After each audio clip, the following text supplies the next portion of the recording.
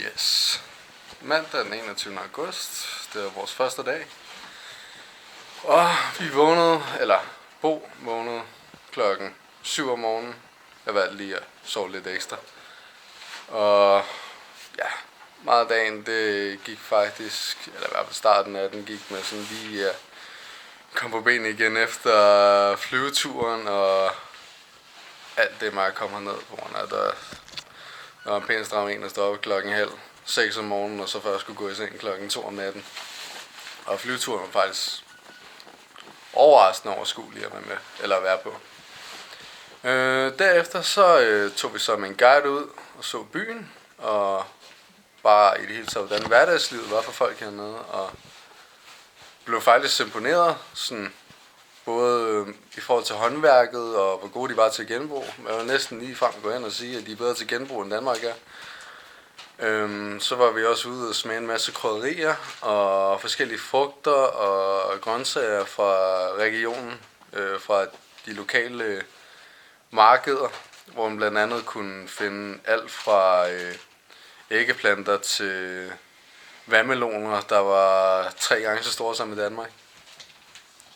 Og ja, der fik vi smagt en hel masse, og så blev vi i det hele taget bare kørt rundt og så byen, og ja, var vi også ude i et lille abereservat til sidst med nogle grønne udviklingsprogrammer, hvor der blev plantet en masse træer og lignende.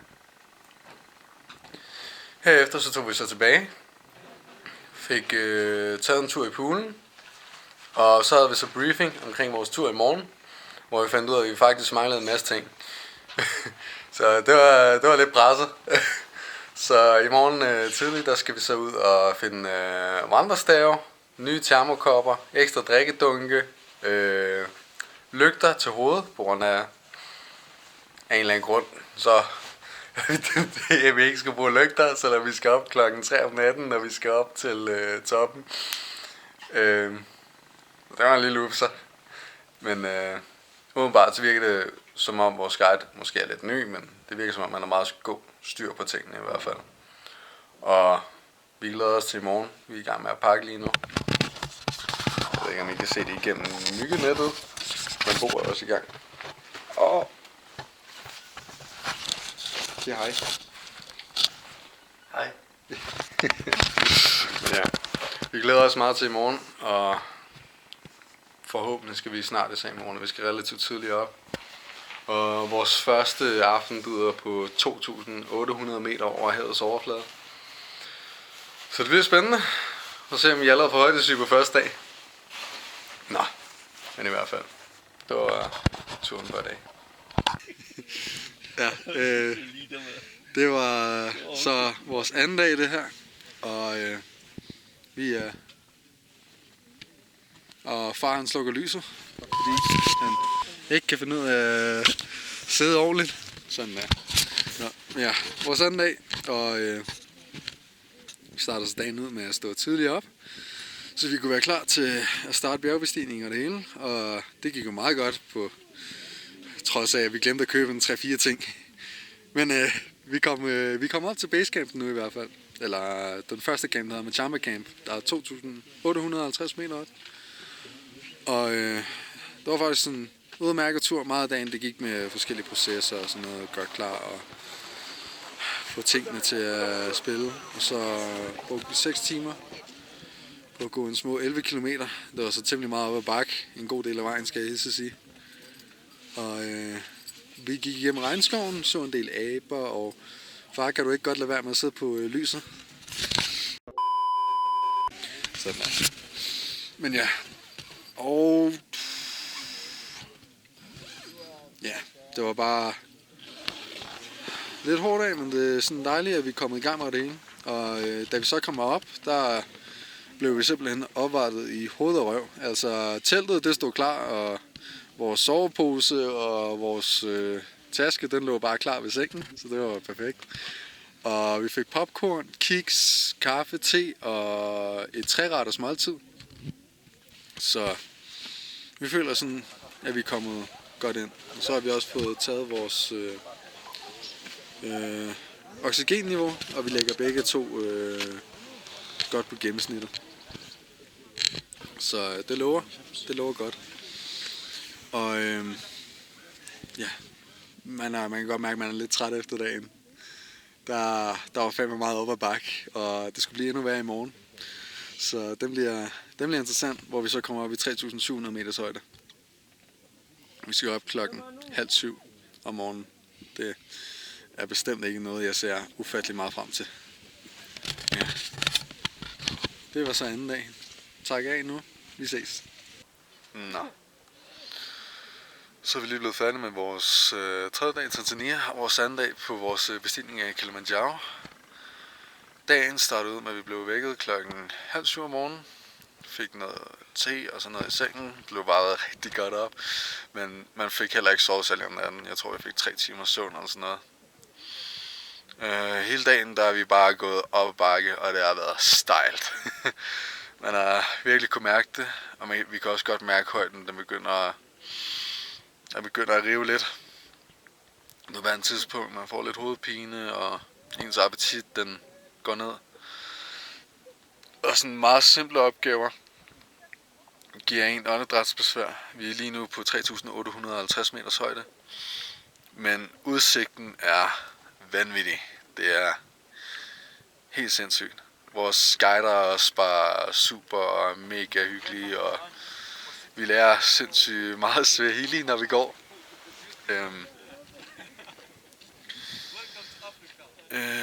Hvad har jeg ellers?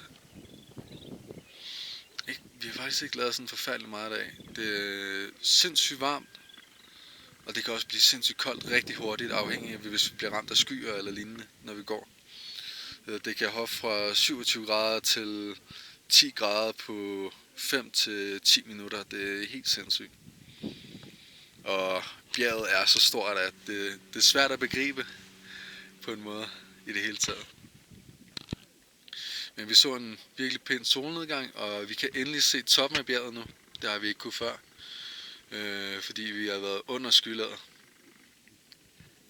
Det bliver sindssygt koldt om natten nu, og jeg tror lige pt. Der er vi under 10 grader, og jeg skal være helt ærlig, det begynder at være jævnt fucking koldt.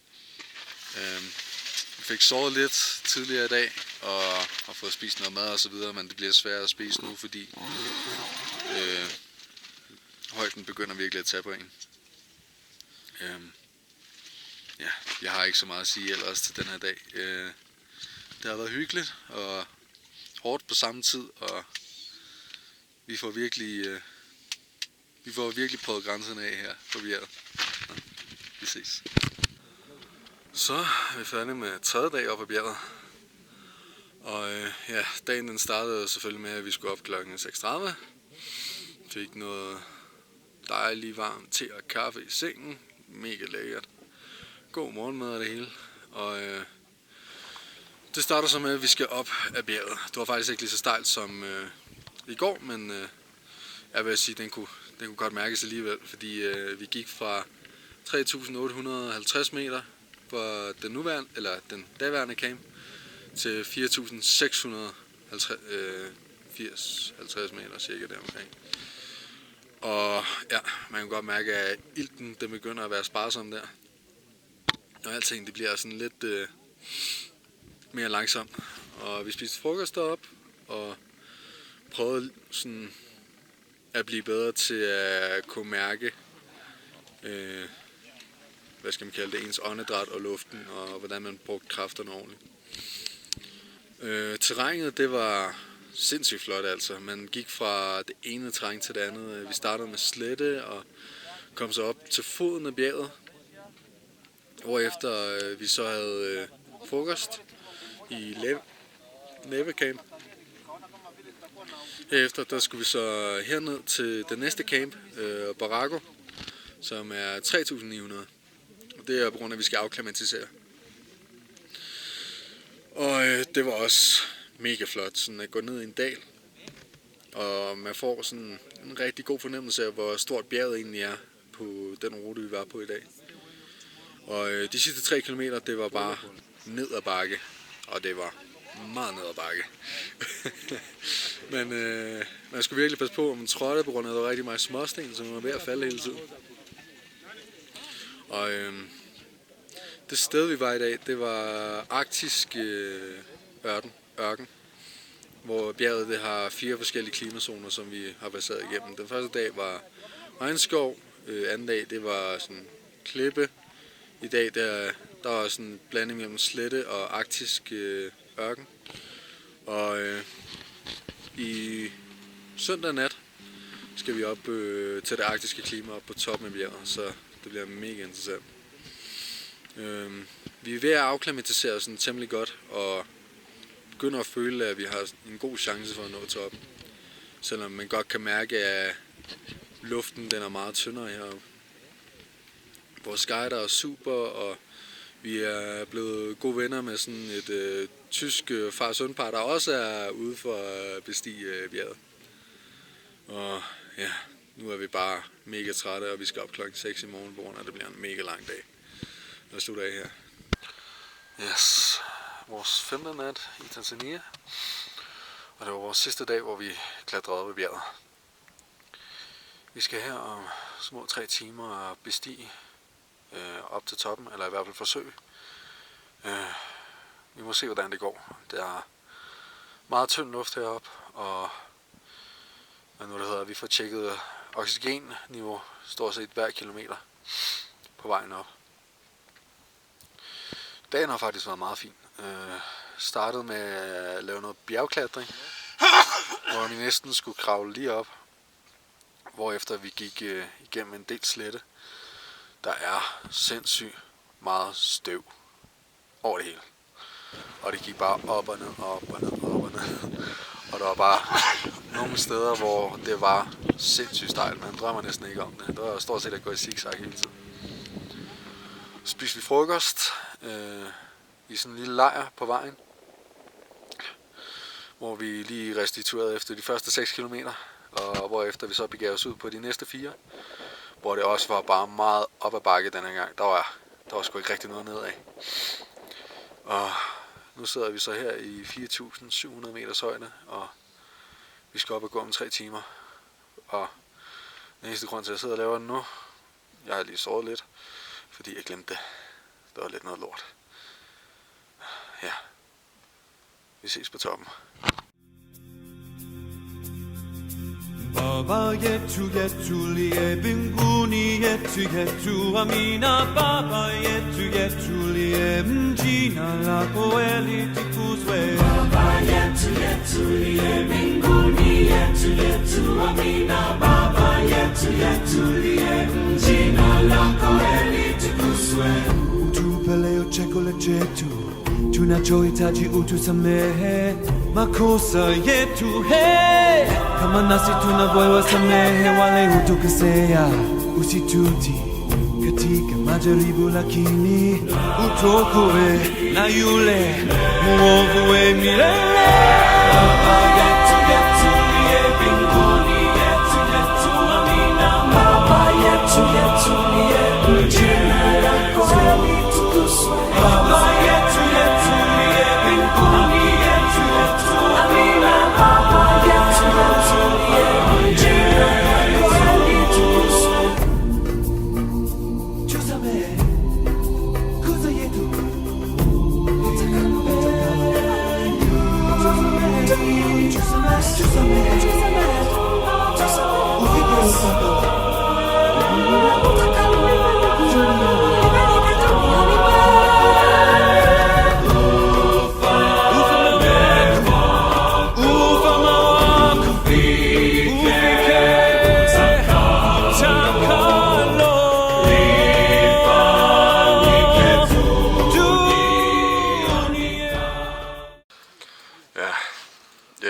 Jeg glemte selvfølgelig at lave videologgen i går, fordi jeg var simpelthen så færdig. Det var nok den hårdeste fysiske dag, og en af de hårdeste mentale, jeg nogensinde har haft. Ja, det startede så ud med, at vi blev vækket der klokken 10:30 om aftenen, og vi skal så ud op på det her bjerg. Og det starter allerede der med, at vi er trætte og har lidt hårdt. Og vi starter så med at skulle klatre op ad bjerget, og det sner faktisk, mens vi skal op, og det er pissekoldt. Og vi starter så den her klatring, og det er hårdt, til at starte med, og det begynder bare at blive hårdere og hårdere og mere stejlt. Og man kan også begynde sådan, når man kommer godt op i bjerget, mærke, hvordan lufttætheden den bliver mindre og mindre. Så man får sværere ved at trække vejret, jo længere man kommer op. Og der er bare, altså der står 5 kilometer, ikke? Det føles som 20, når du skal op på toppen. Det er så stejlt, og skridtene er bare så små, at det føles ikke som om man sådan rykker sig rigtigt. Det tager 7 timer fra basecampen cirka at komme op til toppen. Men Gibril og mig vil rigtig gerne se solnedgangen, så vi presser lidt ekstra på. Det kunne altså godt mærkes. Men da vi så kom op på toppen, det var mega svært at trække vejret. Det var også temmelig mørkt, og vi havde ikke nogen lygter, så vi kunne se. Så ja, det var lidt lort. Men da vi så kom op til toppen, det er den sødeste eufori. Man er helt op at køre, og man får bare et adrenalinsus, når man ser skiltet der. Selvom det er skidekoldt, og det blæser, og men man tænker slet ikke over det, på grund af det er vanvittigt. Og så når man endelig er kommet over det billede ved skiltet, så får man faktisk mulighed for sådan lige at kigge sig omkring og se, hvor højt man egentlig er. Og man kan næsten ikke forestille sig det selv, når man sidder og tænker tilbage på det, så er det svært at huske. Eller det er ikke svært at huske, man kan godt huske følelsen, men sådan, selve billedet var bare så stort og betagende og indlukkende, at det er svært at sætte ord på. Og så skal vi så ned ad det der skide bjerg igen. Det er så lidt nemmere nu, hvor der er sol. Og er lidt varmere. Og der er meget af det, der er bare at glide ned af de der bakker, fordi de er simpelthen så stejle. Og man kan også godt mærke, at knæene de bliver simpelthen misbrugt under hele vejen ned. Og holdt også et par pauser. Men man kan bare mærke, bare efter de første 1000 meter, at man lige pludselig kan trække vejret igen. Så vi kommer så ned, lægger os i teltet og får 1,5 time søvn eller sådan noget. Det var ikke ret meget, på grund af at vi må ikke være oppe i højderne alt for lang tid. Også fordi man kan få vand i lungerne, hvis man er der for lang tid, især når vi har været så højt om. Så sover 1,5 time og får en hurtig bid mad, og så er det bare videre 7 kilometer ned ad bjerget på misbrugte knæ. Det var simpelthen også bare en hård satan. Men man kan også til gengæld mærke bare, at luften den bliver meget mere rig på oxygen, og man begynder bare lige pludselig at kunne få vejret igen, som man ikke rigtig havde tænkt over, da man først kom op til campen, og så efter, da vi besteg bjerget. Så ja, det var også bare en hård dag.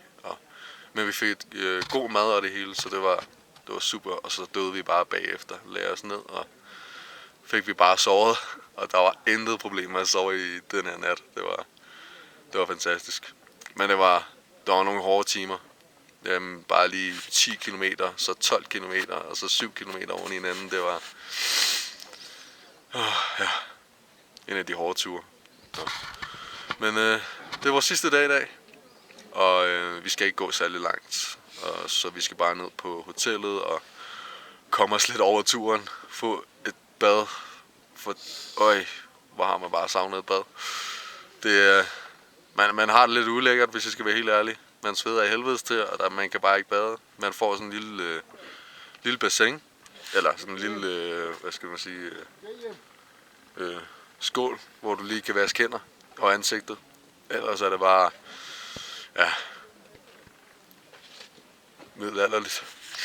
Men i hvert fald, får mere at vide i aften, hvordan det går. Urutasi lele mama inahitaji kubembelezana. Urutasi lele mama inahitaji kubembelezana. Urutasi lele mama inahitaji kubembelezana. Urutasi lele mama inahitaji kubembelezana. Urutasi lele mama inahitaji kubembelezana. Urutasi lele mama inahitaji kubembelezana. Changanye machungwa, machenza na malimao. Changanye machungwa, machenza na malimao. Changanye machungwa, machenza na malimao. Changanye machungwa, machenza na malimao. siri. naumia, naumia, Sio siri. naumia, naumia, Sio siri. naumia, naumia. Kulota silili mama, inahitaji kubembelezana. Kulota silele mama, inahitaji kubembelezana. Kulota silili mama, inahitaji kubembelezana. Kulota silele mama, inahitaji kubembelezana. Changanye machungwa, machenza na malimao. Usimchanganyie machungwa, matenza na malimao. Sio siri. Naumia, naumia, Ananichanganya. naumia, naumia, Sio siri. naumia, naumia, Ananichanganya. naumia, naumia. Wanaume. Wanaume. Jambo. Jambo bwana, habari gani? Nzuri sana, wageni wakaribishwa Kilimanjaro, hakuna matata, Kilimanjaro yetu. hakuna matata, Tembea pori pori. hakuna matata, Tulianza Machame. hakuna matata, Ashira tukapita. hakuna matata, Karanko tukaenda. hakuna matata, Karanga tukapita. hakuna matata, Barafu tukafika. hakuna matata, Wakaenda. hakuna matata, Wageni wako bomba. hakuna matata, Leo tupo Mweka. hakuna matata, Unaenda mjini. hakuna matata. Na wote jambo. Jambo bwana, habari gani? Mzuri sana, wageni wakaribishwa Wapi? Kilimanjaro, hakuna matata, Kilimanjaro yetu. hakuna matata, Milima yapendeza. hakuna matata, Wageni wako bomba. hakuna matata, Gaidi yuko bomba. hakuna matata, Wamumu wako bomba. hakuna matata, Wote tuko fiti. hakuna matata. Sema tena wote jambo. Jambo bwana, habari gani? Sasa Nzuri sana, wageni wakaribishwa Kilimanjaro, hakuna matata. Nå, jeg glemte sgu også lige at lave den i går. Men i går kom vi så ned fra bjerget, lige 10 km vi skulle gå, og de var temmelig hårde, skal vi ikke bare sige det på den måde. Både benene var helt udkørt efter at have været på toppen og det hele, og vi var bare så ødelagt. Og det var noget af det bedste, da vi så kom ind i bilen og skulle tilbage til hotellet, og man kunne endelig begynde at slappe lidt af. Og vi kommer så frem til hotellet for styr på det hele, for pakket vores bagage ud i vores værelser og så videre, og så får vi det bedste bad, jeg nogensinde har oplevet. Altså, jeg har aldrig følt mig så frisk bagefter. Det er helt sindssygt, og jeg tror også, bordet er på præcis samme måde. Så lagde vi os så til at sove lidt, og så kom vores guider så med certifikaterne senere på dagen. Og vi fik givet drikkepenge og fik drukket nogle øl sammen med dem, og det var simpelthen bare hyggeligt. Og derefter tog vi en pooltur, og så tog vi op og spiste, og med 2 andre danskere, der også skulle op og bestige bjerget. De skulle ikke derop sammen, men det var bare meget sjovt, vi blev alle sammen sat ved samme bord. Derefter så gik vi bare i seng, og vi faldt om i løbet af 2 minutter. Altså, man var simpelthen så ødelagt. Så i dag, der har vi så gjort klar, der skal vi på safari, og vi har fået en af de største biler, jeg nogensinde har set. Til kun 2 mennesker, hvor der var 3 personer, der fik en bil, der var en tredjedel af den her størrelse. Det var helt sindssygt. Og vi har fået en mega god guide til vores tur allerede, kan jeg godt mærke. Og vi skal køre en små 4-5 timer til Highview Hotel, hvor vi kan få slappet lidt af, inden vi begynder på safari i morgen. Så fortæl mere der.